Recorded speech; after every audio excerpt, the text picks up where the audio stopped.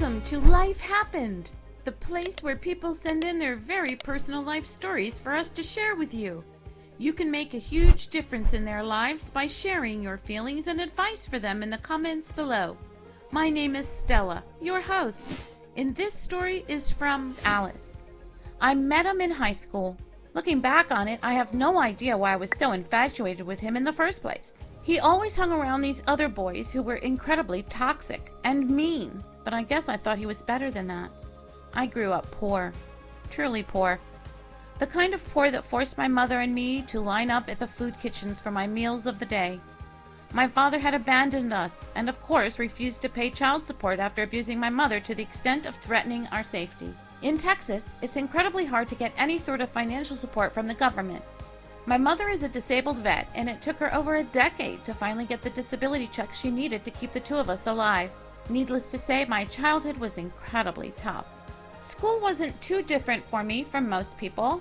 I met a lot of guys and girls who acted like they had a bad time of it because they didn't get the newest phone or video game for their birthday. I particularly remember this girl that always bragged about how much money her father made as a professor at a university, and that even if her grades were awful, she wouldn't have to worry. That's about the same time I met him.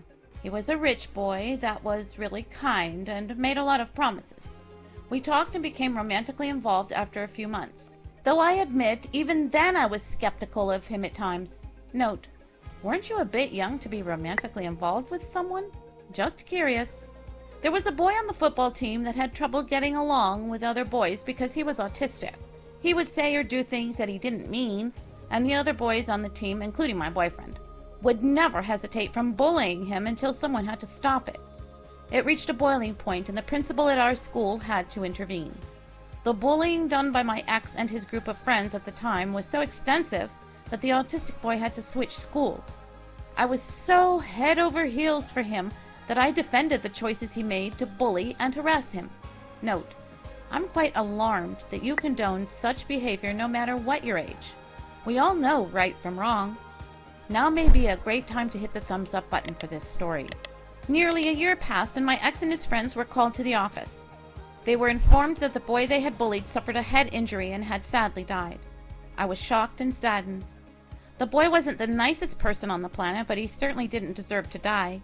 Note, he certainly did not deserve to die.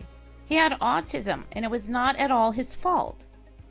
He was just awkward and getting comfortable with growing up like the rest of us.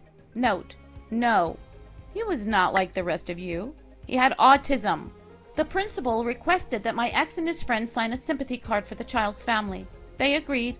I'm not sure why, but I was shocked to find that each and every one of them had written sarcastic and downright horrible things in this card. There was one that stood out to me.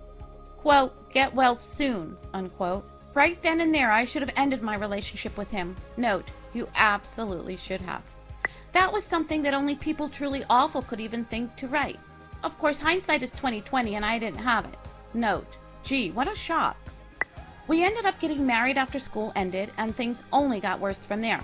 We had a honeymoon phase where we couldn't keep our hands off of each other. This didn't last long at all. I found out that he had an addiction. So bad, in fact, that he could hardly have intercourse at all. This, however, was just the tip of the iceberg. There was a month where I became horribly ill to the point I couldn't work for weeks. Instead of trying to better, he called and talked to his mother to tell her how lazy I was. In addition, his mother had called me a gold digger on several occasions after voicing her general distaste for me. My own husband was the one telling her how much he couldn't stand me to his mother. Note, were you a gold digger? Months went on and he began to grow larger and larger. He was a minimum of 400 pounds because of his food addiction. This addiction wasn't just horrible for his health. He had taken my credit card and maxed it out to spend about $700 a month on junk food. So much money was spent that we literally couldn't afford to pay the bills as I was the only one in the house working at the time. The only money he didn't spend on junk food was spent on new video game consoles, card games, and expensive tabletop games. He completely ruined my credit score and any hope I had for paying off my student loans at a reasonable pace. I had finally had it with him after he started to physically hurt me. He twisted my arm and quite literally struck me on a few occasions. I had told him to stop when he twisted my arm so bad that I felt it pop. Note, No matter what your contributions to this relationship, physical abuse is never, ever acceptable. Finally, I had had enough. I filed for a divorce. This was almost 3 years ago now. He was and still is so lazy that he couldn't show up to court on his assigned date to finalize the divorce. I recall a conversation I had with someone recently that I used to speak to. She had said that rumor has it that I married my boyfriend because I was pregnant.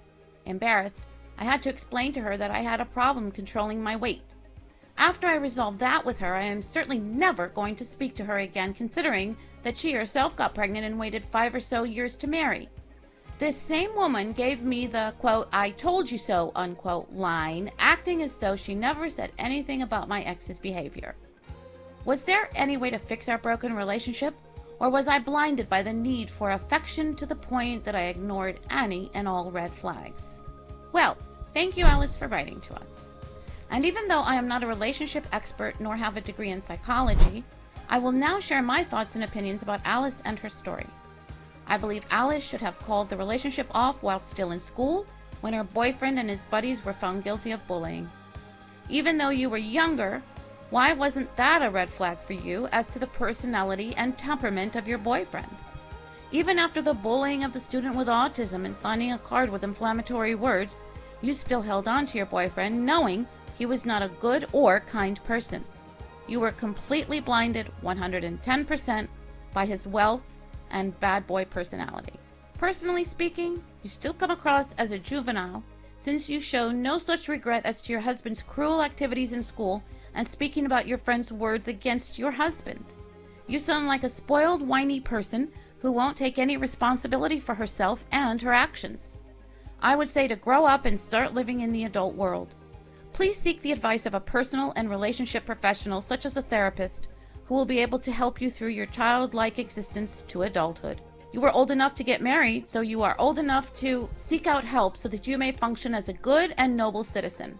Today, I will close with a quote relating to Alice's story. Quote, "Forgive them even if they're not sorry," unquote. Signed, Anonymous. Hit the thumbs up button if you enjoyed listening to Alice's story today. So perhaps you may have a comment, opinion, question, or answer to Alice's story. If so, we would like to hear from you. And you can read other people's comments and opinions below relating to this letter. And remember that by liking and subscribing to this channel, you will hear me read letters every week on Monday, Wednesday, and Friday, which people send us about issues they are dealing with in their lives. These are real-life personal stories and people's everyday experiences. And don't forget, if you have a personal story or issue which you would like to share with us, please send us an email using the email provided in the description box below. We would be very happy to hear from you. We thank you for joining us here today, where life happens. See you next time, and have a wonderful day.